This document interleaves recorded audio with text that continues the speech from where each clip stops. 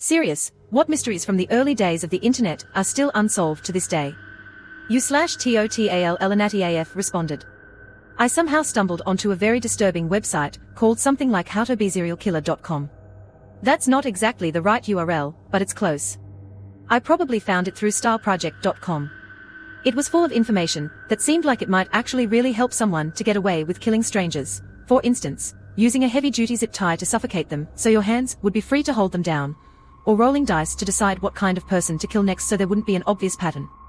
I tried to show a friend what I had found a couple weeks later, and the site had been removed with a simple message remaining: how to be a serial killer has been removed. If you're really interested in killing someone, why don't you start with yourself? I'd like to know what the hell inspired someone to create such a site, and why did they decide to remove it? U/WhatIcan'tFind responded. IDK how early internet it is. But the woman who thought the government or someone was listening to her and spying on her in South Korea, I think.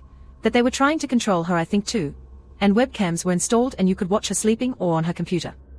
And her door would be barricaded most the time, and there were handwritten signs all over the place. I lost the bookmark to the link for the webcams years ago. But I still think and wonder if she is okay and if the cams are still running. U/I lost me old account 12 responded. Not necessarily from the early internet, but the 4chan serial killer was never caught. For those of you unaware, the 4chan serial killer was a guy on 4chan who was posting pictures of dead bodies and claiming he killed them. Lots of people speculated that these were actually crime scene photos, but authorities confirmed that because there were no markers, the photos had to be taken by the murderer. One of the victims was actually recognized by internet detectives, and because of this the 4chan serial killer said he would be back to finish his game, but he hasn't been seen since. It's popular belief that he was scared off from all the attention that the case was starting to get, plus the FBI was starting to get involved. U/substantial_quote responded. Death of Philip Taylor Kramer, the bass guitarist for Iron Butterfly, who became a computer engineer. He was said to have been working on data compression techniques and may have been assassinated, but his death was ruled a suicide. The whole story and family are weird. It made the rounds as a favorite early internet conspiracy and then just disappeared. U/Manic Waffle responded. The identity of the main creator of Bitcoin, many speculations, but still no solid proof of who they are exactly, just that their Bitcoin wallet remains untouched, and there's speculation for that too, like they are waiting to dump it when the time's right, or has simply lost the code to the wallet. Still interesting altogether. U/IBuysome responded. In the early days of the internet, there was a site which purported to show a massive submarine base being built in the middle of the Amazon. It was documented through a series of photos developed from a camera that had been found in the jungle. The theory was that the camera had been thrown from an airplane that had flown over the base just prior to being shot down. This is not a drug submarine base, but rather something else entirely. It was in the middle of the Brazilian Amazon, far from any body of water, and the submarine itself was giant. The conjecture was that the elite of the world knew something about coming cataclysmic floods that would envelope the planet, and so had built themselves an escaped submarine and arced out there in the sticks. I saw this site in the very, very early days of the web. It was one of the few sites to visit with the new web browsers of the time. But try as I might, I simply cannot find any trace of this site anymore. It has vanished, and even the Internet Archive has no reference to it. Was pretty interesting, that's for sure. The sub looked huge and the pictures of it quite legitimate. U/Exim not the besks responded. Wouldn't say early internet, but interesting nonetheless. There was a multitude of killers who have posted on 4chan. One who asked the question, what does a beer keep in the freezer? They then proceeded to post pictures of body parts with timestamps to prove it authentication. Another one was, again 4chan, a guessing name of a missing person, and provided a freebie, which when guessed correctly lead to the coordinates of where the body was buried. U/TopeGamer069 responded. There was a woman that talked about depression on YouTube. One day she stopped, and her last video she said that maybe she'd open another account where she would be talking about other stuff. She was moving on from her depression talks. But she didn't give a clue as to what it was going to be, or what her new channel name would be.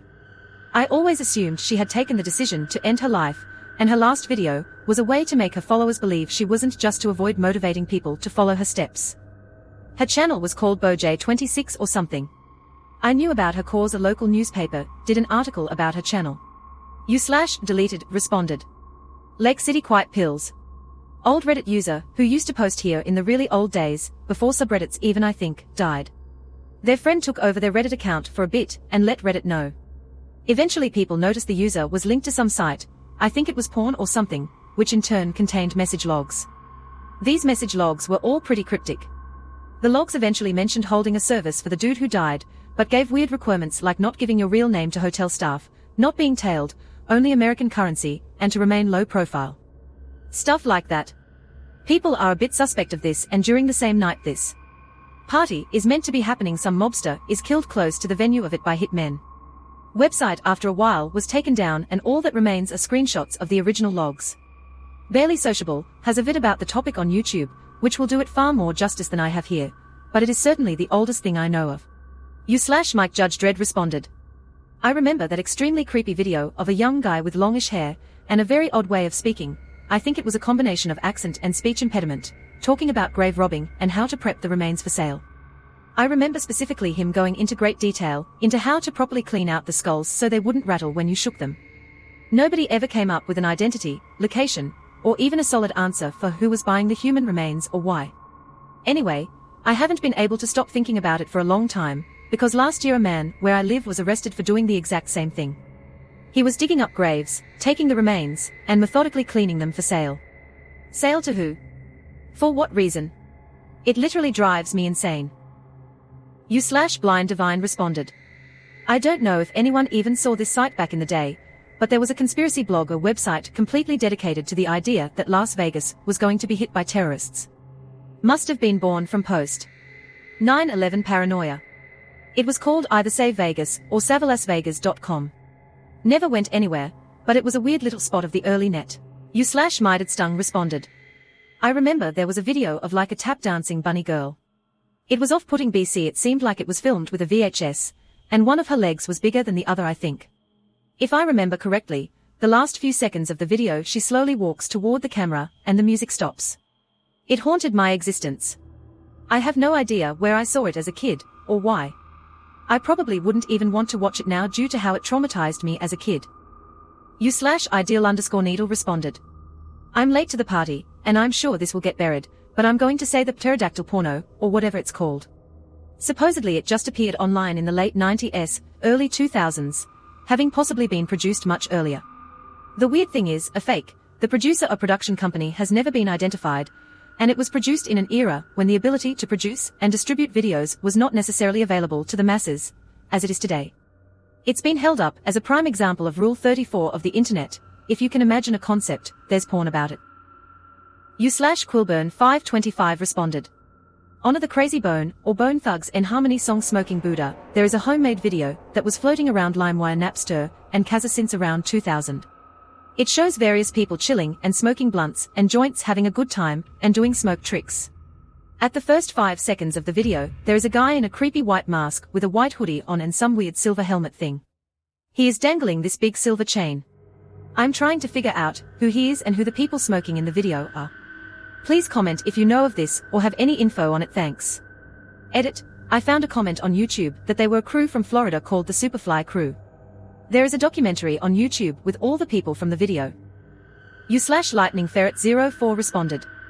A recent one, but I would like to share it anyways. The most mysterious song on the internet. On a German radio station in the 1980s, a song was played during a routine broadcast. It was known to play songs from obscure local bands, so at the time, this song was nothing new. In 2007, a clip of the song was posted to a Canadian fan site dedicated to finding songs by a woman under an alias. Nobody seemed to recognize the song. No one came forward to claim it, nor did anyone recognize the voice. In fact, since the records were in Germany, no one knew who made it. In early 2019, Brazilian teen Gabriel da Silva Vieira began searching for more information. In July of 2019, YouTuber Justin Wang released a video on the subject. Both guys sparked a wildfire of internet detectives to search for more.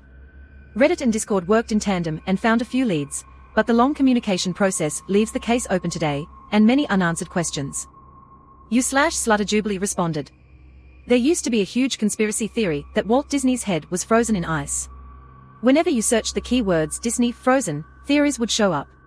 By coincidence, Disney makes the movie Frozen, and you cannot search up those keywords anymore without being blocked by the movie.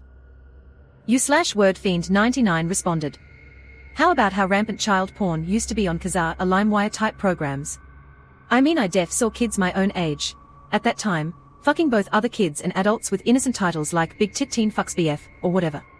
Talk about a lost generation. Where are these kids and criminal adults now?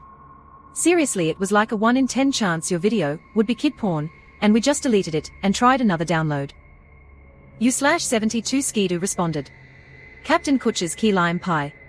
Someone has been leaving weird comments in various corners of the internet for years and years, all extolling the excellence of the key lime pie from a particular restaurant in North Carolina. However, the restaurant had been closed for several years prior to these comments appearing. And the comments themselves are often rambling and occasionally weirdly sexual in nature. There was even a sub, a key lime pie mystery, but it's gone private. Here's a recent post about it from RBI. U/deleted responded.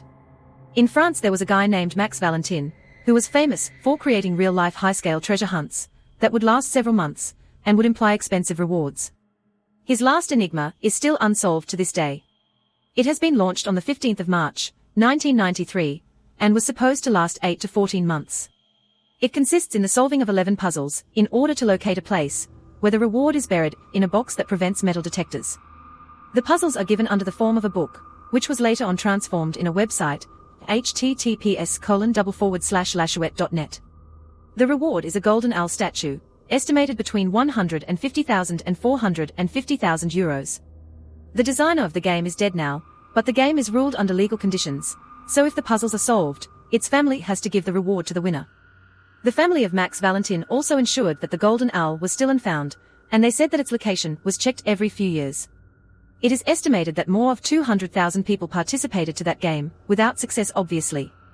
A lot of the 11 puzzles are already solved, but the estimations of the final location were always wrong, causing the participants to randomly dig in small villages to find the golden owl. I even heard of a village that had to prohibit digging holes on its area. But I can't find the source anymore. U/deleted responded. There was a really old YouTube video tutorial of this American hiker explaining how to use a compass while on top of some mountain. At the end of the video he's like, okay, time to hike back down, and he says, now that you guys know how to use one, don't get lost out there, and you seen him walk downhill and the video cuts. Someone commented, probably jokingly, that after that video he was never seen again. Well, it turns out that was the last video he made and he actually was never seen again. I have no idea whether he uploaded it live or went back home, uploaded it, and then went missing. But the irony is that he went missing after giving a tutorial on how to use a compass and not get lost. Thank you so much for watching all the way to the end. Please like and subscribe for more videos like